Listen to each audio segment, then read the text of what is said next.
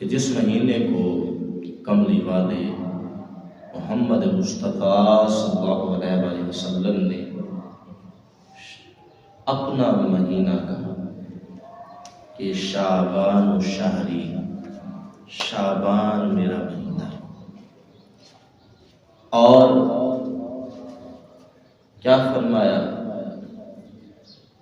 کہ رمضان اللہ کا مہینہ ہے۔ تو کملی والے محمد مصطفیٰ نے اس مہینے کو اپنا مہینہ قرار دیا۔ تاجدار کائنات پیارے محبوب علیہ السلام اس مہینے کے اندر اللہ کے دربار میں کھڑے ہوتے، اپنی عبادت کی مقدار کو بڑھا دیتے۔ باقی مہینوں میں بھی حضور عبادت کرتے، لیکن اس مہینے سے حضور کمر بستہ ہو جاتے رب کے دربار میں زیادہ عبادت کرنے کے لیے،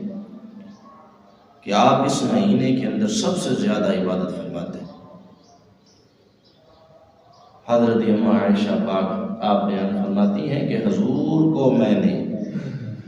شعبان سے زیادہ کسی اور مہینے میں کثرت کے ساتھ روزے رکھتے ہوئے نہیں دیکھا کہ آپ جس قدر اس مہینے کے اندر روزے رکھتے تھے۔ اصل میں یہ مہینہ جو ہے اپنے آپ کو مضبوط کرنے کا مہینہ ہے، اپنے آپ کو سنوارنے کا مہینہ ہے، کہ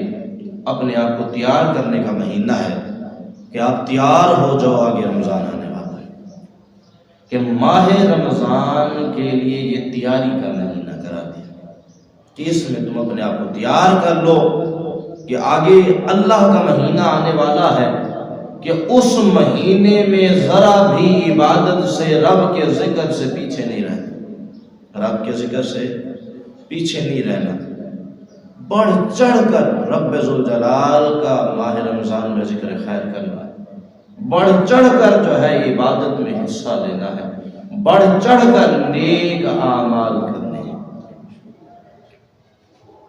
نیک اعمال انسان کی نجات کا بروز قیامت ذریعہ بنے گی، کہ ان نیک اعمال کی بدولت سے ہماری بخشش ہوگی۔ تو یہ مہینہ وہ مہینہ ہے کہ اس مہینے میں اپنے آپ کو تیار کر لیں کہ آنے والے مہینے کے اندر آپ اتنے زیادہ نیک اعمال کریں گے کہ اپنے رب کو راضی کر دیں گے، اور جب آپ کا رب آپ سے راضی ہو جائے گا تو رب ذوالجلال تمہیں تمہارے گناہوں سے نجات عطا کر دے گا۔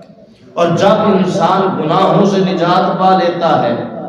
تو رب کے غضب سے بھی، رب ذوالجلال کے غضب سے بھی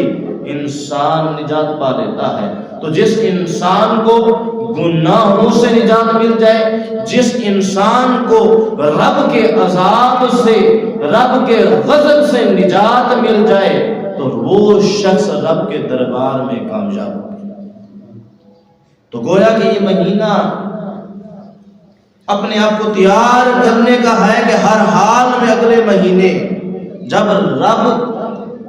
کا مہینہ آئے گا، اللہ کا مہینہ ماہ رمضان آئے گا، تو اس مہینے کے اندر اتنے نیک اعمال کرنے ہیں کہ ہم نے اپنے رب کو راضی کر دینا، کہ ہمارا رب ہم سے راضی ہو جائے۔ تو فرمایا تو پھر اس کے لیے ضروری ہے کہ ابھی سے ذرا ساز و سامان اپنا تیار کر لیں، ابھی سے سفر کے لیے گویا کہ نکلنا ہے، تو ابھی سے سفر کے لیے سارے ضروریات، سارے معاملات اسی مہینے کے اندر آپ حل کر لیں، کہ اگلے مہینے آپ نے بھرپور نیکیاں کرنی ہیں۔ دیکھیں حضور صلی اللہ علیہ وسلم نے ہمارے اوپر کتنا بڑا فضل کیا، کتنا بڑا کرم کیا، کہ جس کو ہم شمار نہیں کر سکتے، کہ ایک ایمان والا، ایک کلمہ پڑھنے والا رب ذوالجلال کے عذاب سے بچ جاتا ہے۔